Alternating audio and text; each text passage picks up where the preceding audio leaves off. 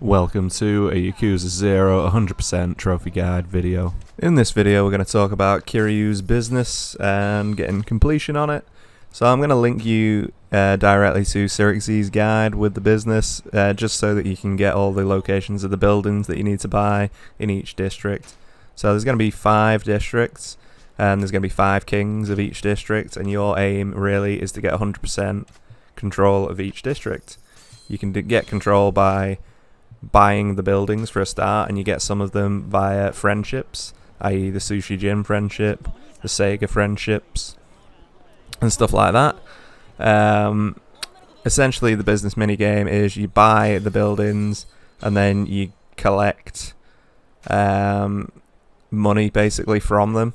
As you can see, each building has a rank, so if you go to the main headquarters, which is just off Tenkaichi Street, to the west, you'll see it's an obvious building. You get taken there during the campaign anyway, and the plan is basically to upgrade those buildings as much as you can.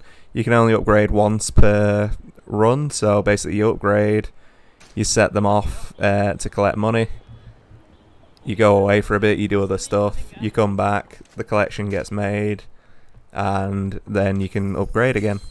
So you're going to be wanting to beat Mr. Shakedown a lot to acquire a lot of money for these purchases and stuff like that.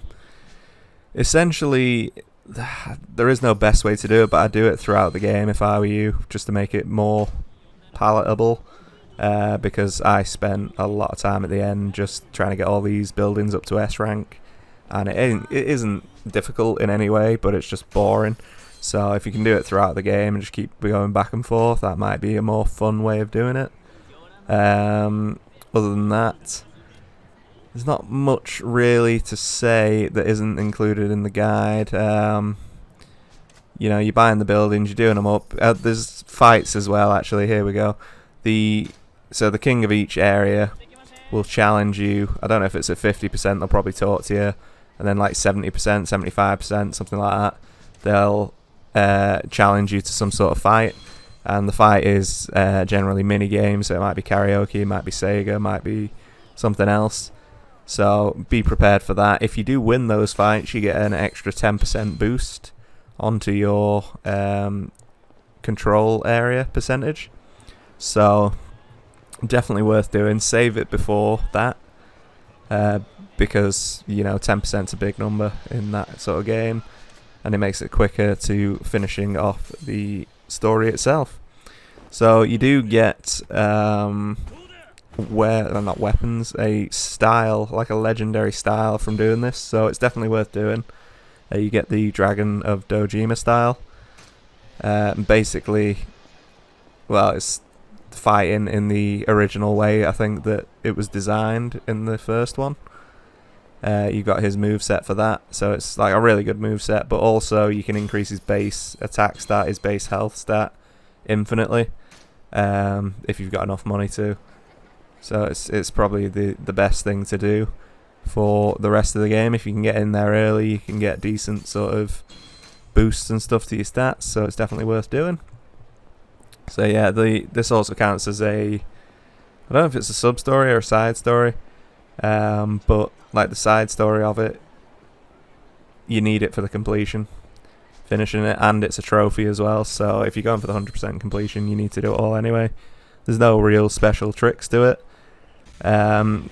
When you are collecting from the business as well, a lot of sub stories essentially give you characters that can be used for either boosting like profits and stuff, so you get a security guard and you get like a manager, so to speak. So a lot of sub-stories will give you those managers that are really useful. Basically how that works is they've got like 5 figures, so there'll be like 5 rounds, let's say. So the first time that you go to collect, if you've got someone that's got a number 1 in their figure, it means they're going to get a little bit more than the usual. 0 would be balanced, 1 would be a little bit more, and -1 would be a little bit less. Sorry about the quality here as well. OBS just shit the bed apparently, so Missed a bit of that at the start, unfortunate. But yeah, so the numbers, if you've got like, what you're aiming for really is to get the most amount of profit in the most expensive areas. So obviously the first area is the cheapest and you get the least amount of money from it. But, you know, later on, if you've got like 4 or 5, use the ones that have got like, you know, 4 on the second day or 3 or whatever. And then you can just switch them out and replace them with someone else. Instead of waiting until they've finished all 5 runs. So after every collection, you can change it. Every single collection, change it, you know, if you need to. But it's just the best way to maximize profit. But it does take a lot more time. And if you're not bothered about money because of Shakedown, you can just go straight into it, click whoever, and you get however much money you get, which doesn't really make too much difference. Some of these fights are relatively tricky as well. I'm playing pretty garbage here, but they are very tanky. They've got some cool movesets, so be careful.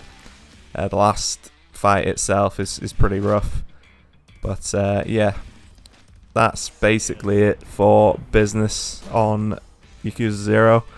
If you've got any questions, please let me know in the comments. I'll answer them the best I can. Hopefully you got something from this video. Hopefully it helps.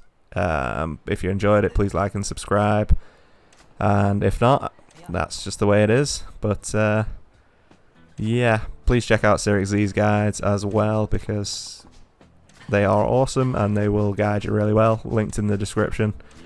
Take care, peace out, see you next time.